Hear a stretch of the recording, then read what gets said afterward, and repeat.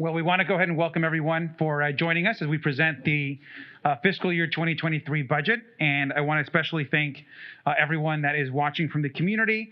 This is a very important day for the city. And as we all know that it is the most important thing we do every single year as a city is ensure that we have a strong budget that is really centered around community and around the future. This is actually my 8th and final budget as mayor that we're presenting for the city. And like all budgets before, during these last 8 years, it is responsible, it is balanced, and it's one that the team is proud of. There are key components of this budget which we're going to talk about today. And as soon as I give a little overview of what's in the budget, I'm going to turn this over to our city manager, Tom Modica, who has been working all year with our finance team to put this budget together. Budgets are a process that takes really an entire year. And after Mr. Modica gives some remarks, we're also going to learn a little bit more about an important piece of this budget, which is our infrastructure plan, which we're presenting today. In addition, we'll answer any questions. And of course, as always, we look forward to sharing this information with the community. And as we speak, the City Council is also receiving a copy of this budget. And over the course of the next several weeks, they, of course, will also be deliberating and making changes like they do every year to the budget as they hear from the community. So I want to just start by giving a little bit of an overview. There are really 4 major elements to this budget that I believe are critical to the future of the city. There is a bold new infrastructure plan. In fact, the largest infrastructure plan in the modern history of the city is being presented in this budget. We have key investments to addressing what is our current homelessness crisis and helping folks that are unhoused. We also make critical investments in public safety and continue to build on ensuring that we, coming out of this pandemic, create a safe city. And we are, for the first time, creating a new Office of Climate Action. And this is a key new office that's going to bring together positions, be fully staffed, and will focus on what is really the critical challenge that we face as a community and as a planet in the future. And that's, of course, climate change. So I want to start by talking a little bit about each one. For starters, what you will see in this budget is essentially a $500 million infrastructure plan. Now, this plan would not be possible if it wasn't for the voters approving not just Measure A the first time, but then making it permanent just a couple years ago. And within this 5-year investment plan, which we're going to learn about today, you're going to see hundreds of millions of dollars in mobility improvements. You're going to see parks all across the city renovated, playgrounds replaced. You're going to see investments in public facilities and critical water improvements as well. Much more will be covered in our Measure A presentation. But as folks know, when we first passed Measure A, we put together a 5-year plan.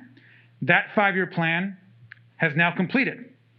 And so today we're proposing that second 5-year plan, which is larger even than the first, to get back to investing and really making sure that our infrastructure is where it needs to be. So in this over $500 million infrastructure plan, you're going to see park improvements across the city. That includes new playgrounds, 10 new playgrounds. One of the best things we've done over the last few years is invested in new playgrounds across the city. We've done all across the city, playgrounds, community centers, and you'll see those as well in this infrastructure plan. And there's actually about 50 new park improvement projects just on playgrounds and community centers and other improvements.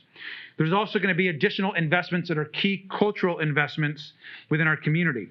And that includes funding the Mercado and Latino Cultural Center, which has been a key priority of the city. It also means an incredible investment of almost $500,000 to actually fully build the Killing Fields Memorial and Cambodian Veterans Memorial, which has been a key priority for the Cambodian community in our city for years. And that land has sat empty. There'll be funding in this to fully fund that memorial within this budget. There's also investments in our ranchos, which are key parts of our history, and that we, of course, want to ensure that we always continue to fund.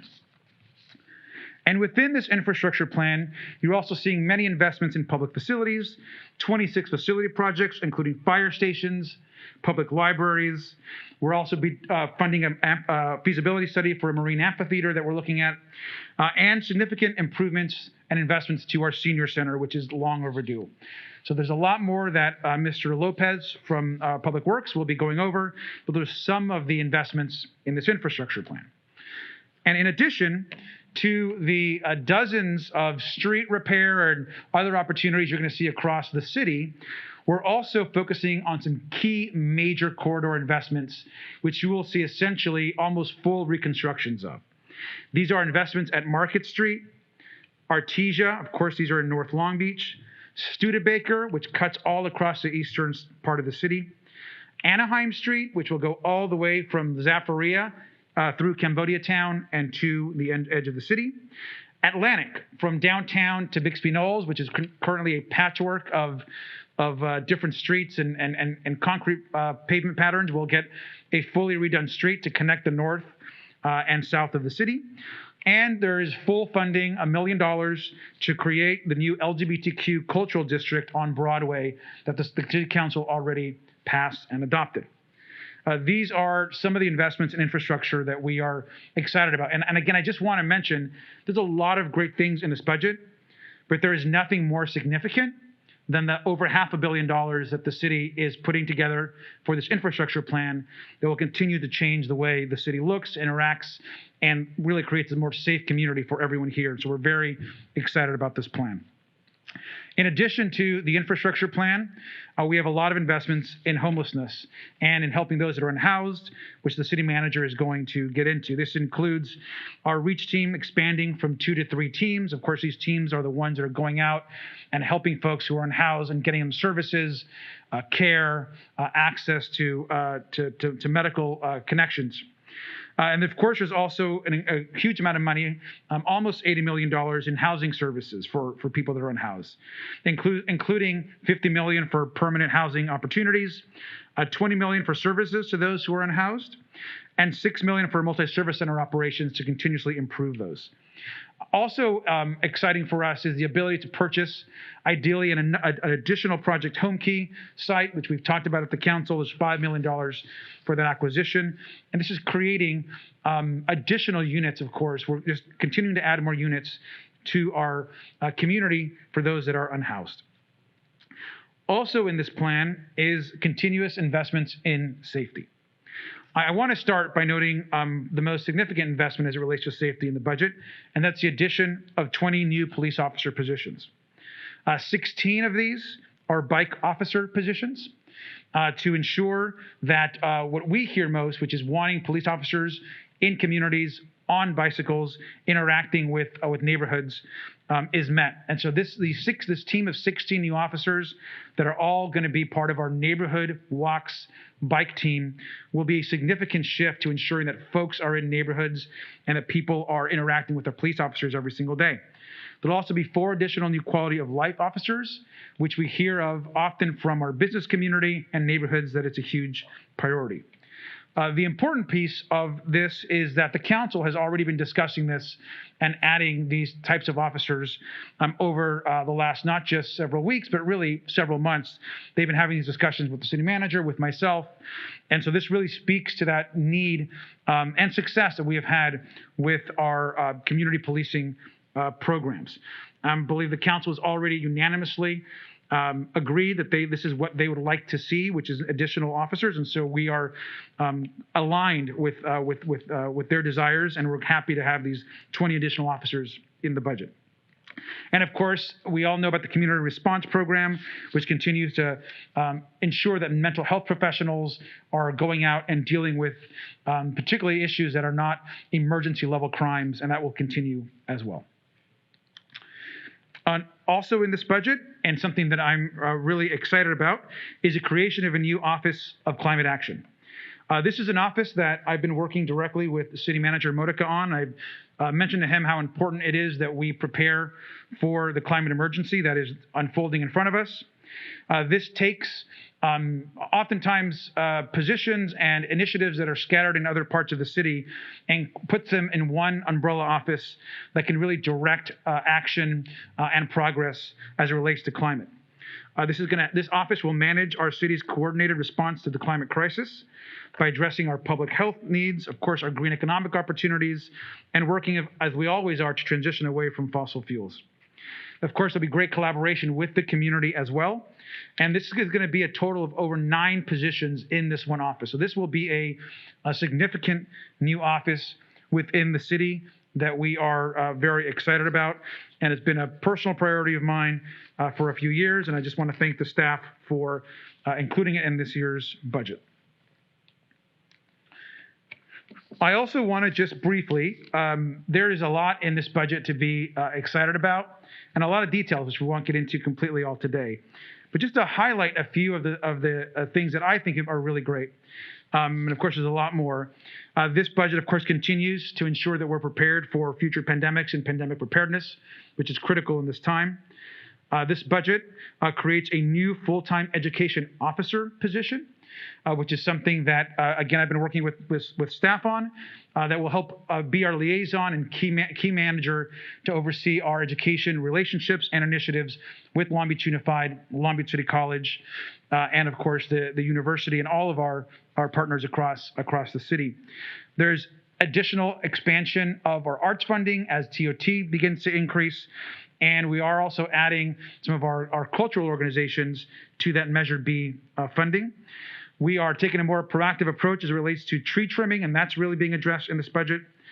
And something else that I'm also very grateful for is we've been working to ensure that people that are struggling, particularly those that are unhoused, are not being burdened with excessive towing fees if their vehicle gets towed, or even parking tickets. And one thing that I've asked our staff to look at in this budget is if we are able to create an amnesty program for people that are unhoused that may have accumulated parking tickets, oftentimes because they're living in their cars, and that ticket, it becomes a barrier to them to be able to find housing or to be able to get on their feet and continue their journey towards being a better place in their lives. And so that parking ticket and towing fee relief is really critical, and those are part of this budget. As always, we'll be eliminating library fees and charges. We want to make sure that everyone has access to our public resources. And finally, again, I'm proud once again that we had done this prior to this budget continues to maintain full city reserves, and they're back at pre-pandemic levels. And one commitment we made early on was to not ever deplete our reserves and spend our reserves, which would be irresponsible. We did. Those are there for an emergency. We used them in an emergency, which was a pandemic, and now they're fully replenished and back to pre-pandemic levels, thanks to the American Rescue Plan and thanks to good planning by the city and being able to move in resources into the reserves. And so with that, I'm going to turn this over to our city manager, who will continue the presentation. And I want to thank him and the entire budget team for their incredible work. Thank you. Thank you very much, Mr. Mayor. So welcome, everyone. I also want to note we have a lot of our department directors here in the audience with us tonight, or today. So thank you for being here. And while I get to present this budget, this really is their budget. They, with their whole team, spend a lot of time looking at priorities, looking at the council's priorities, the community's priorities, and that really is what comes together to address and create a budget that we can be proud of. So I get to go a little bit deeper into kind of what is in this really important document. Mayor said it well. This is the most important thing we do every year, is set our priorities through a fiscal plan. And so first of all, I'd like to reflect back on what we've done over this last year and share just some of the really significant accomplishments. We have our Long Beach Recovery Act plan in full swing, $271.3 million, 80 different recovery programs being designed or implemented. Part of that is we've given out $8 million in nonprofit and small business grant relief to 700 local businesses and nonprofit organizations. We've been able to support our residents with tenant assistance. 6,100 residents received $44.5 million. Our focus on affordable housing has continued and gotten even stronger. Since 2020, we have developed 880 affordable units completed, constructed, or proposed throughout the city. We certified our housing element and got that from the state, one of the first to do so, and now have a certified housing element for the next 8 years. We've added on to our Project Room Key. That is essentially providing a temporary shelter, 26 room locations and totaling 274 rooms. And we've been really focused on expanding shelter beds over the last 2 years. This number still blows me away. 552 new shelter beds over the last 2 years, bringing our total capacity to 994. We continue to visit a number of encampments, providing services, providing outreach, getting people connected into all the services we have to provide. 1,000 different visits and outreach into 1,800 people experiencing homelessness. Our multi-service center is busier than ever. We are seeing about 3,000 visitors a month to help them through the services in a coordinated model. We've abated 1.2 million square feet of graffiti, removed 2,100 tons of litter and illegally dumped items, filled 40,000 potholes, recovered 112 firearms and 98 firearm-related arrests. We've really put a lot of focus, and I want to thank our police chief and all of his officers for focusing on the surge that, as a nation, we saw in violent crime and particularly in shootings. And so right now we are at a 16.7% decrease in shootings compared to last year. And we've responded to over 76,000 fire, marine, safety, and other emergency incidents. We've been very busy in our fire department. We established a backup 911 center. That was really important. We had plans for that, but we actually have a physical center now, and it's got 14 different workstations. We've launched our 11-member Youth Advisory Council. We focused a lot on early literacy development and distributed 2,000 early literacy kits and served over 50,000 youth through our programs in the city. We have a really impressive new airport ticketing lobby and checked baggage inspection system, and by the end of the year, we'll have our new baggage claim facility. We're on track next week to adopt our very first climate action and adaptation plan. And part of that plan is we're going to be phasing in using 100% renewable energy over the next several years. And just can't thank the water department enough for being that first leader to get to 100%. And over the next several years, we'll be phasing in our additional departments. And we've earned a First Place Digital City Award by the Center for Digital Government. And so let's talk a little bit about the budget now. Our FY23 budget is $3.2 billion. That's 36 different fund groups, 126 funds, and 23 different departments. It really is a budget that maintains all the services. We previously thought last year this would be a really tough year for us, where we're making a number of reductions. But we're able to maintain services this year. And in fact, we're able to go beyond. And I challenge the team to look for those areas where we're having significant challenges and help identify solutions to create some additional capacity while not increasing our shortfall.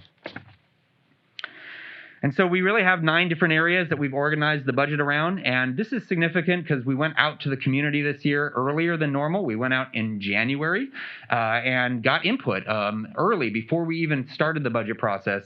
And these really were the themes that we heard in general from the community, and we organized the budget around those. Addressing homelessness, community safety, equity, inclusion, and health, business attraction, support, and economic development, arts, culture, and tourism, infrastructure, maintenance, and critical needs, climate change and environmental sustainability, attracting a great workforce and strengthening our internal administrative services, and then funding a number of unfunded operational needs. So we'll go into each one of those sections. The mayor's touched on some of these, so I'll go on those a little bit briefer, but we're adding a third reach team. We currently have 22 outreach workers in the city. A part of those are 2 different reach teams, and now we're doing a third reach team, so it'll bring our total outreach workers to 25. This year, we added a new position that can help take calls from the public or from people experiencing homelessness. And we're actually going to be adding 2 more positions to help them out, so we have a call center that people can reach. We've got money to really address some of the people experiencing homelessness on our rivers. Been very proud of our efforts on the Caltrans freeways. That's been a wonderful partnership and looks a lot better, and people are getting services, and we want to do more on the riverbeds with the LA County. We've got funding for our enhanced rapid response, funding for when we have encampment sites in parks and open spaces. And then through our towing fund, we're providing some relief from fee increases to be able to create our program that's been in effect for a couple years to provide waivers for people experiencing homelessness when if they encounter a vehicle being towed. In the area of community safety, we have funded $980,000 in one-time funding for the Community Crisis Response Program. This was funding that was the police department helped recommend from last year's budget to be forwarded into this year's budget so that we can have an unarmed team that can respond to mental health, substance abuse, and quality of life issues. Really proud to announce the new Collaborative Response and Engagement Bureau in the police department. There's a lot of changes. With the new chief comes different ideas and different ways to structure. So he's creating this new bureau and adding 20 different police officers, as the mayor mentioned. So 16 bike officers and 4 quality of life officers. That doubles the amount of quality of life officers that are out in the divisions. We currently have 4. We'll now have 8, plus we'll have 2 more that are on the blue line. We are getting prepared, hopefully, for our SAFER grant from the federal government that would help continue operations for Engine 17 and funding a local match. And then a lot of that work on reducing shootings was done through a coordinated response team. And so we're providing additional dollars of $1 million in one-time Measure A funding to continue that good work. In the area of equity, inclusion, health, and quality of life, the council unanimously asked us to help support a new commission on women and girls, and so we are funding that position along with providing support for a lot of the other efforts in our equity office, including Human Relations Commission and the Justice Fund and our Racial Equity and Reconciliation Plan. We need some additional funding for interpretation and translation services. Our departments continue to be very focused on language access, and we're seeing an extra need for dollars. Support our Office of Equity interdepartmental efforts. We've had a really successful program in our fire department in increasing diversity in our fire department, and so we're finally structurally funding that captain to be there permanently. And then supporting our Office of Veterans Affairs with an additional staff person. We also will have $511,000 of Measure US funding for youth development and grants. We'll do our youth festival again for $25,000. This has been in effect for a while, but we will now permanently waive library late fees and eliminate fines. So that'll now, we tested it out through the pandemic. It's worked very, very well. It's reduced barriers for people to access materials, and now that'll be permanent. One of the biggest requests from our library was to fund additional resources, especially electronic resources, and so that'll have $400,000 in structural funding and another $400,000 in one-time funding. And our libraries also wanted to really invest in kind of multilingual collections, and some of the items that were identified in the audit needed another position, and so funding a position there. And of course, animal care continues to do great work in rescuing animals and getting really high live release rates. And we're looking to do some adjustments there and support some additional positions. We hear a lot from our business community about business attraction, support, and economic development. We'll be adding a new analyst position in the general fund to be a business liaison and support our businesses. In our development services, we are adding a number of permit technicians and customer service reps and planners so we can keep up with demand and provide excellent customer service. We're supporting a planner position in the coastal zone to really work on some of our coastal issues, and then funding them for a number of different studies and things to make sure we can keep up with all the development. In arts, culture, and tourism, we are maintaining our support for our Convention and Visitors Bureau at $4.6 million, Museum of Art at $425,000, and our Arts Council at $454,000. Mayor mentioned great Measure B support. Now we have $2.1 million that supports half of it goes to our major arts organizations and the other half to the Convention Center.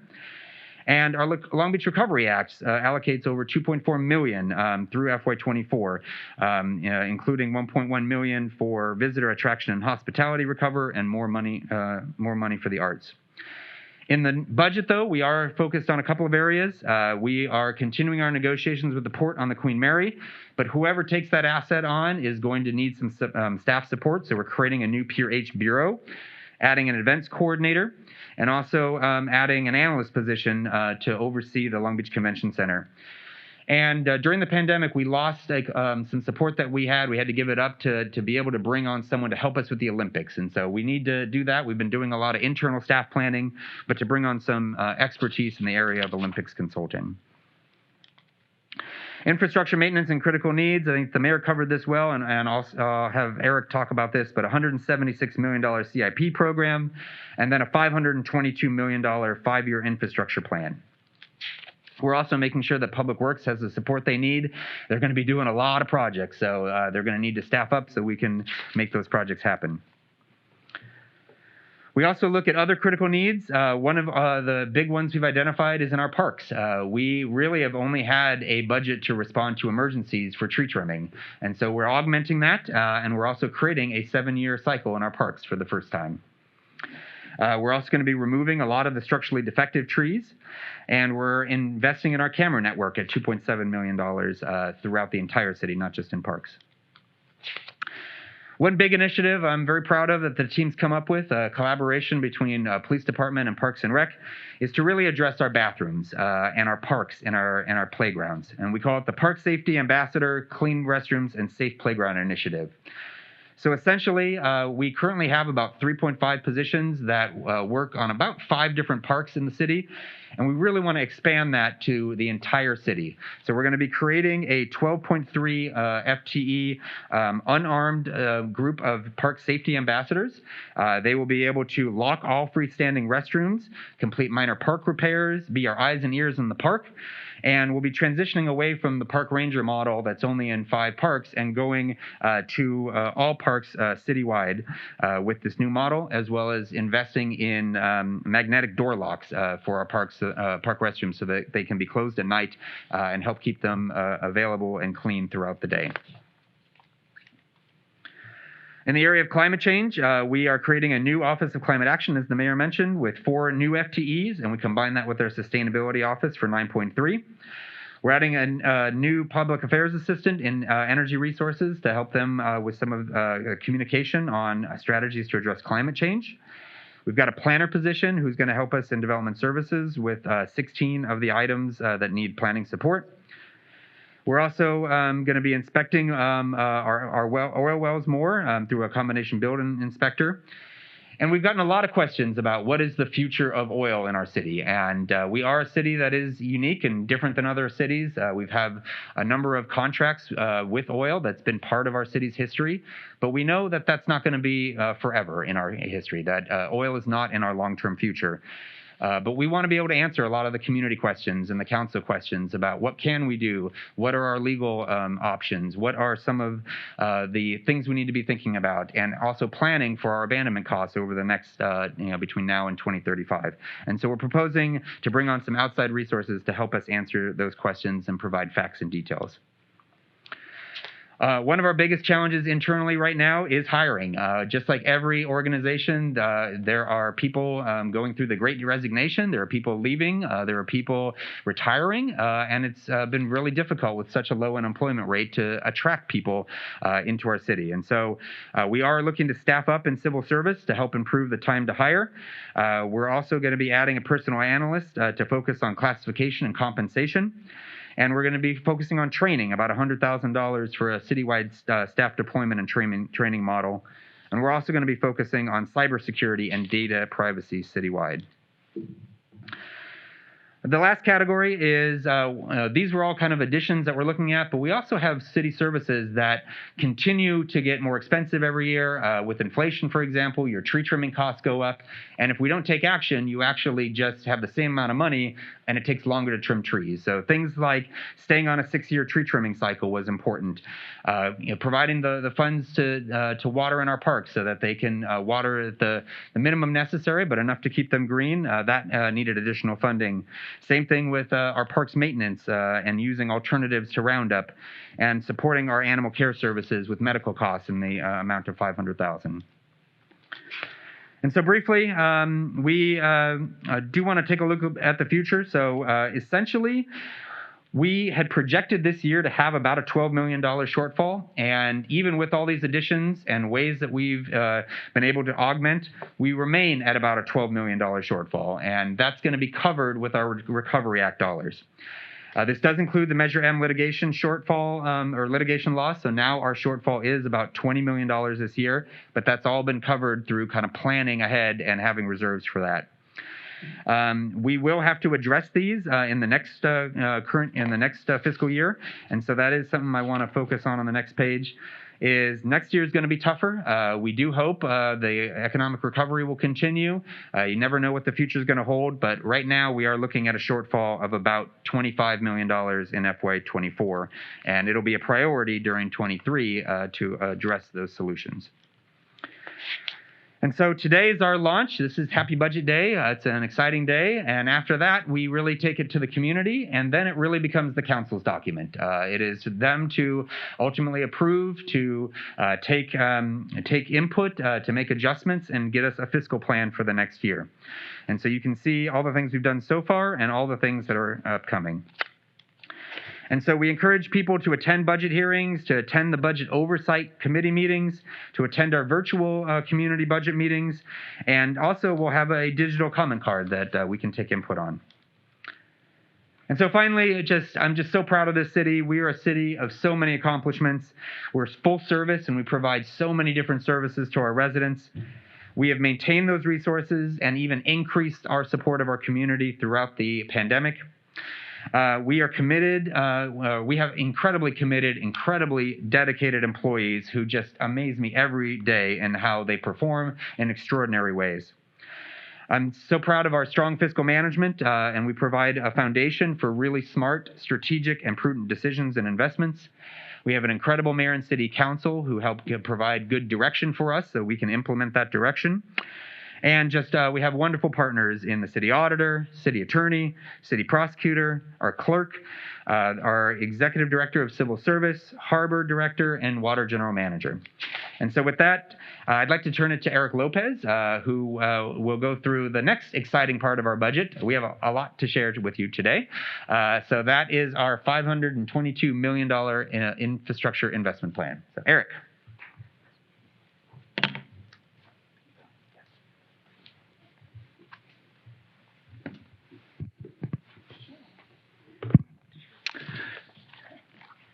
Thank you, Tom. Good morning, everybody. I, as your Director of Public Works, it's my honor and my privilege to be able to provide you a more detailed outline of the previous Measure A infrastructure investment plan and the proposed next 5-year infrastructure investment plan.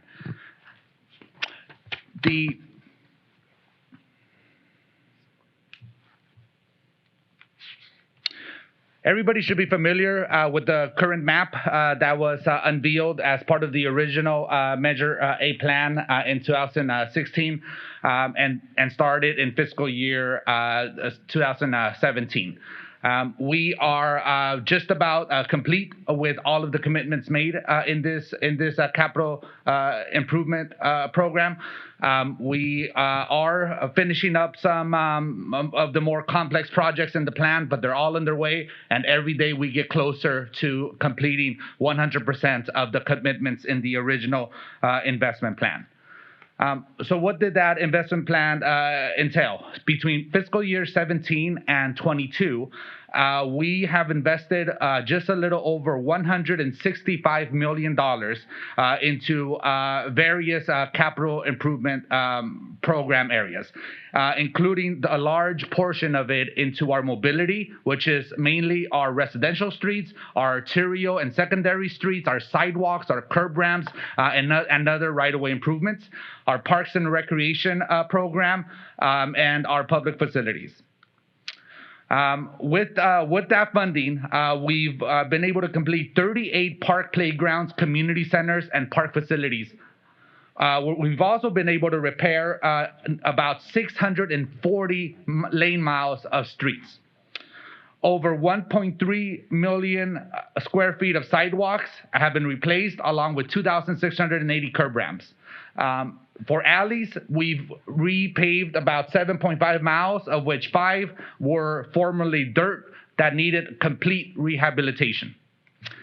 Of the public facilities that we were able to improve, 4 were fire stations, 5 were health and public safety projects, and 10 were library projects. A massive investment in Measure A. These are huge improvements, and we're going to be able to continue on the foundation of this plan to be able to do more and continue rebuilding our city.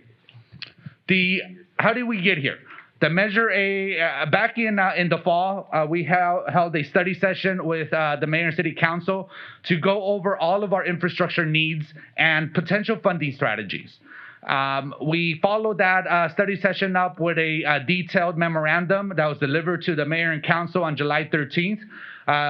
And we outlined our proposal, our plan to propose bonding with Measure A to allow us to unveil the plan that we're discussing today.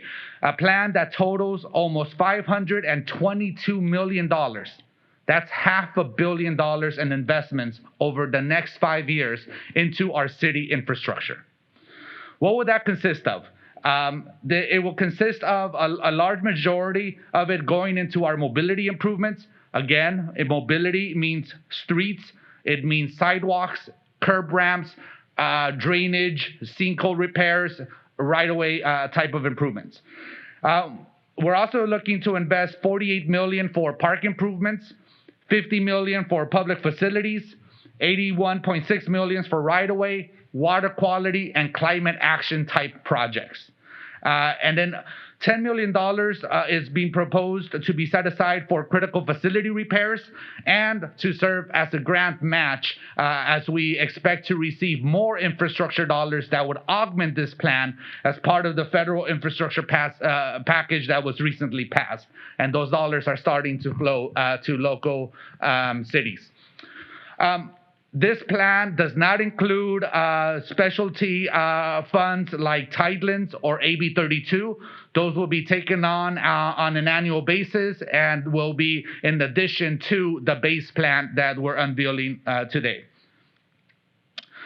The breakdown of the different categories and funding amounts are listed on this chart for everyone to review. And I want to reiterate how important it is to continue investing in our local streets, on our major and secondary corridors, in our alleys, on our sidewalks, on our public infrastructure that really makes a huge difference in people's everyday lives.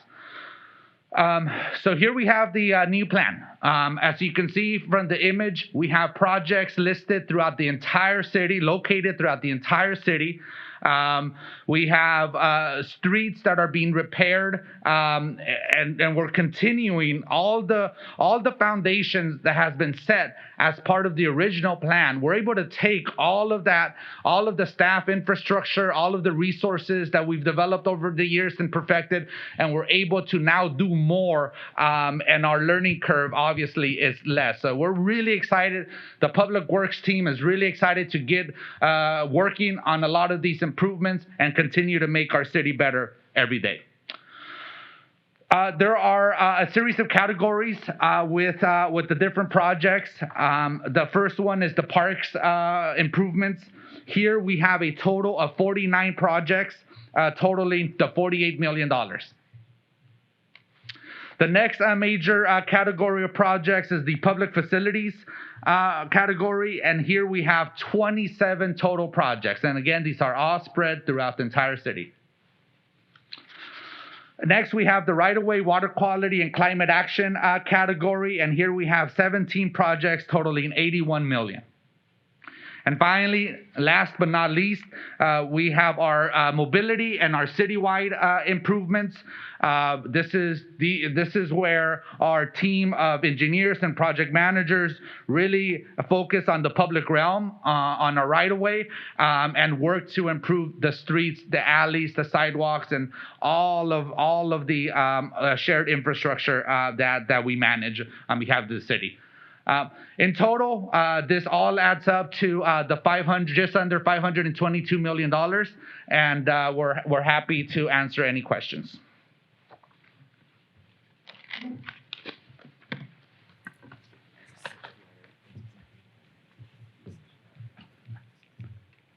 Thank you, Mayor Garcia, City Manager Tom Modica, and Director Eric Lopez. Right now, we will transition into media Q&A.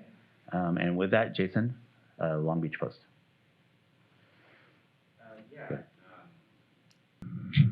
The new climate office, I don't know who you guys answer that, but you kind of just like go into more detail about what that office is going to do once it gets up and running. You can start.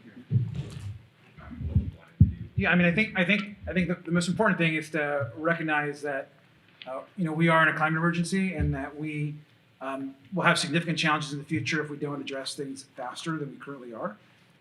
The city already does a lot of great things as it relates to our sustainability office, and a lot of great initiatives. We have the CAP, actually, of course, the Climate Action Adaptation Plan, which is now coming into kind of full implementation mode. And so we thought it'd be a great way to kind of organize all the efforts into one office and have a key leader in that office that would direct all these efforts citywide, accountable directly to the city manager and within the city manager's office structure, so they can work interdepartmental and work with a lot of different folks. It's also, I think, a recognition of what is going to be a huge challenge for the city in the future, and it's going to be climate change, sea level rise, our temperatures increasing, particularly heat in the center of the city. We know that's true. We've seen all the modeling for Long Beach, and so I think it's time to do this. And staff has been very supportive on this effort, and we're looking forward to the kind of reorganization of these efforts. So.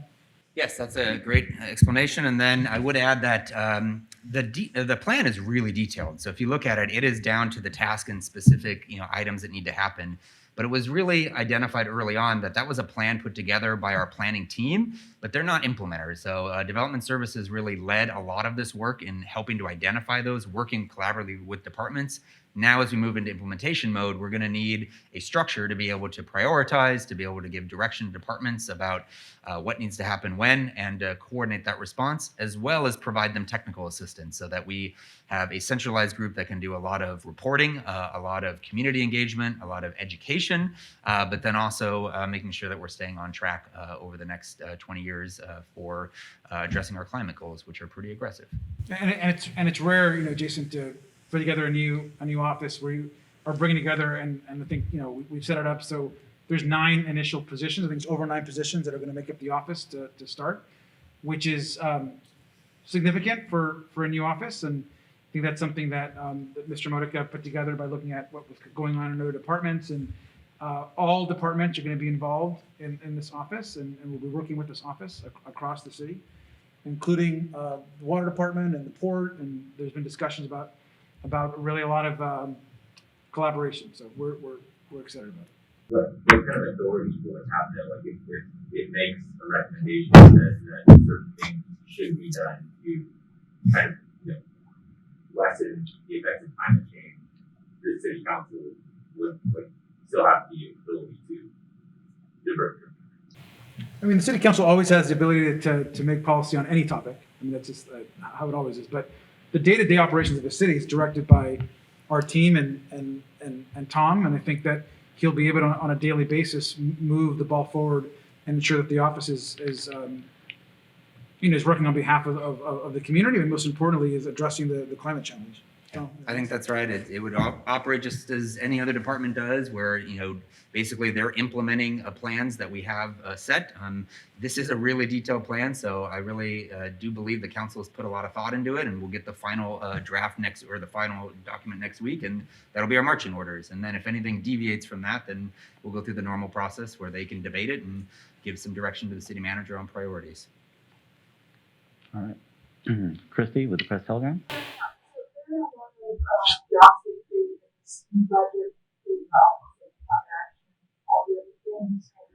the same time, there's already a lot of vacancies in the police department and other departments.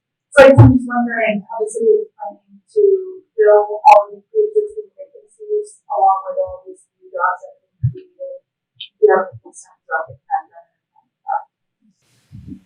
Yes, that certainly is a challenge. It's a challenge for every organization right now. It's particularly acute in government as well. It does take us a little bit longer to hire as we have a lot of ways to make sure that we're hiring the best. It's a merit-based system, and so we take that very seriously, but it does add some time to go through. One thing we're doing is we're enhancing our civil service department so that part of those positions are for them to get lists open quicker, hopefully more continuous and available so we can constantly have a labor pool that we can pull from. And so that's part of our ongoing efforts to streamline hiring.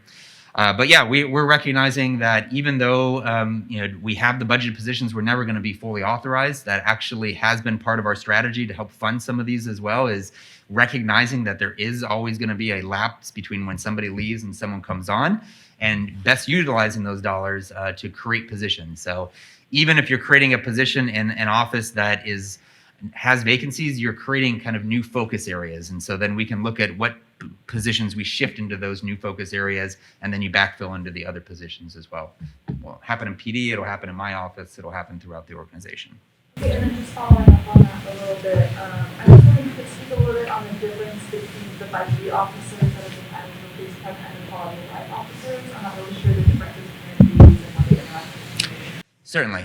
So next week, we're going to really get in with our police department. They're going to give a full presentation. I'll give the best answer I have now, and then they can certainly expound on it next week.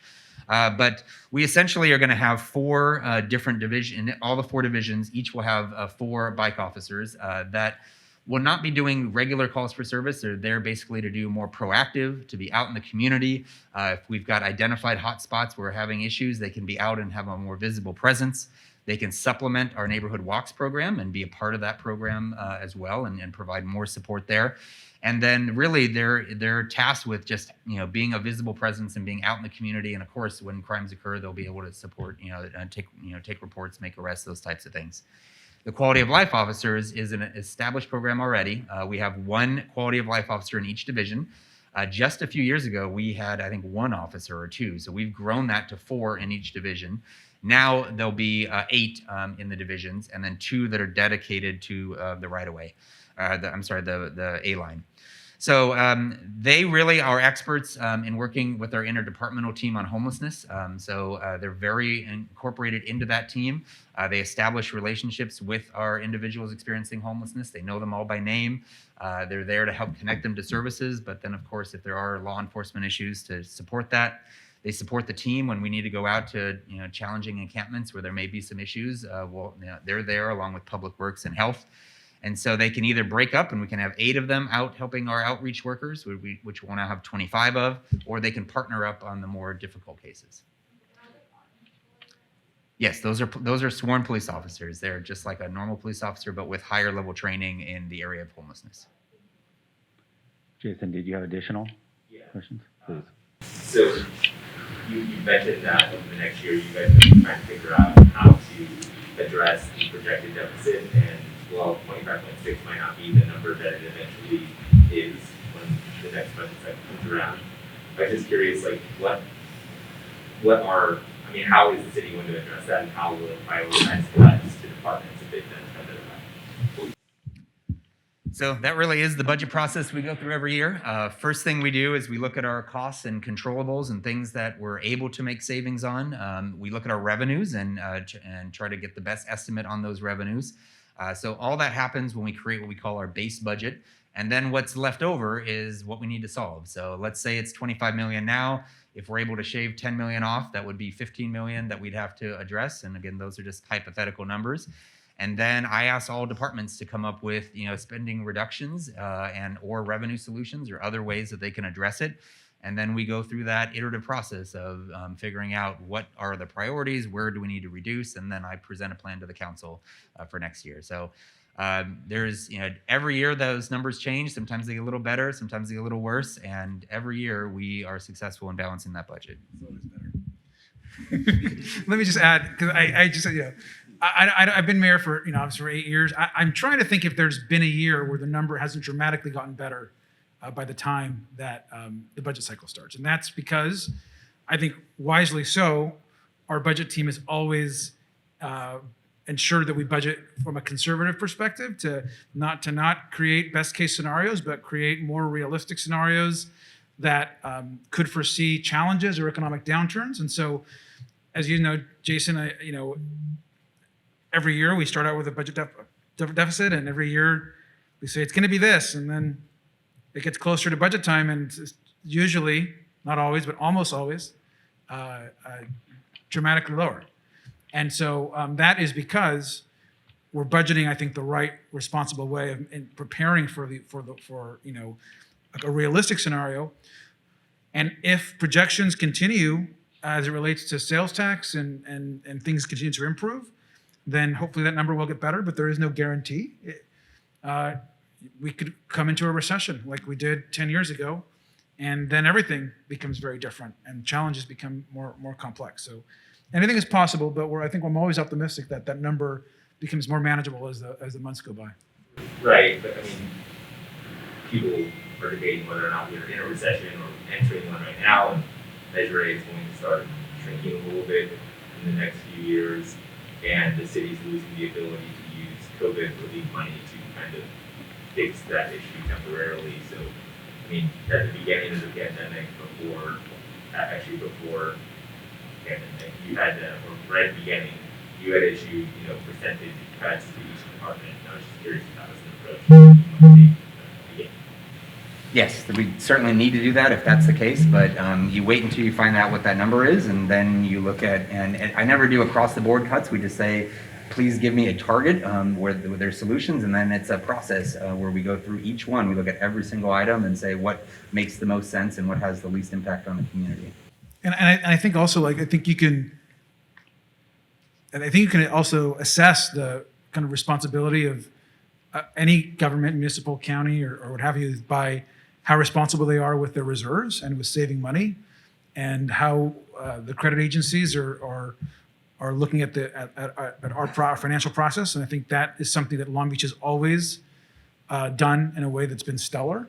And I'm really proud that the entire time that we've been doing this, we haven't gone into spending into our reserves for random project or because the council felt like it. It's always been very responsible, and even with the American Rescue Plan resources and with our own budgeting, I think we're one of the first cities in the country with when that process started to immediately begin by ensuring that all our reserves were back to square one before we did anything else. And that was something that I think the budget team did a great job on.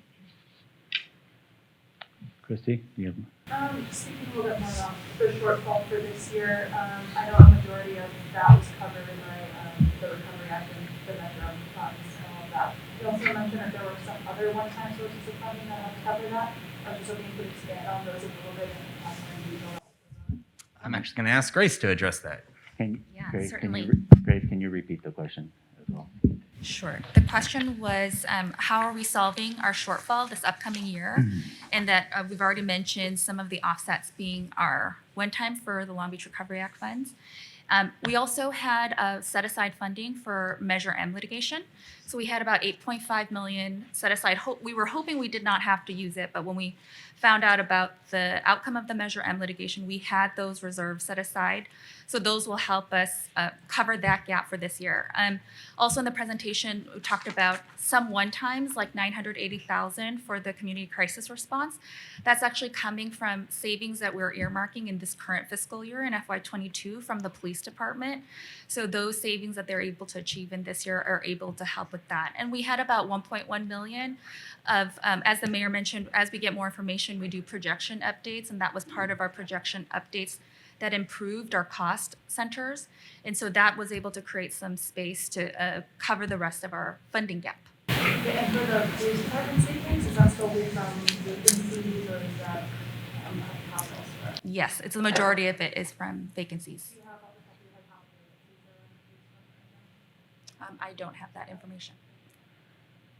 If either of you have one more question, please. Yeah. For Measure M, I would imagine it's obvious you guys have come to a decision maybe on how you're paying back the remainder to the water department.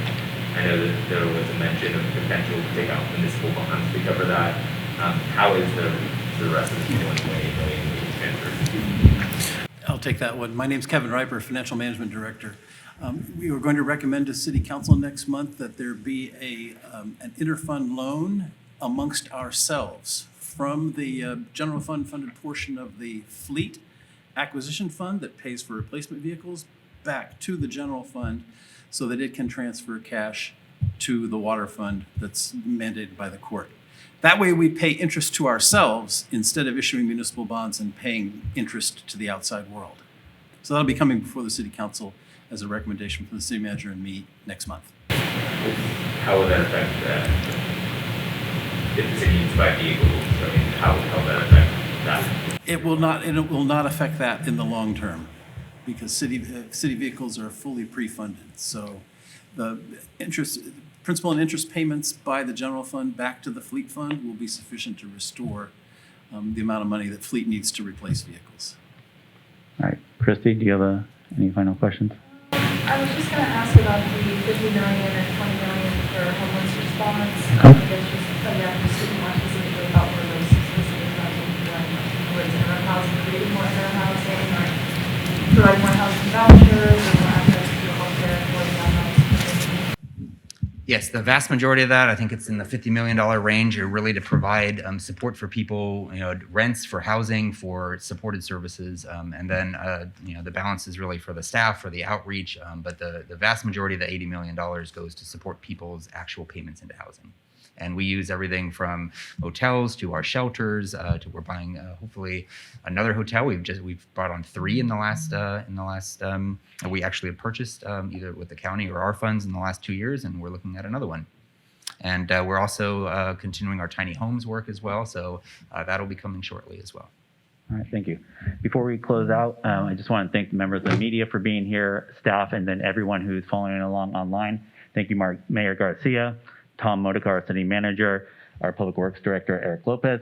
But also I want to make sure I recognize that we have our finance director, Kevin Riper here, budget manager, Grace Yoon, and their staff as well. And also a reminder for everyone that's following along online, you can go to longbeach.gov/FY23 and longbeach.gov/budget to see all the budget documents as well. So thank you very much.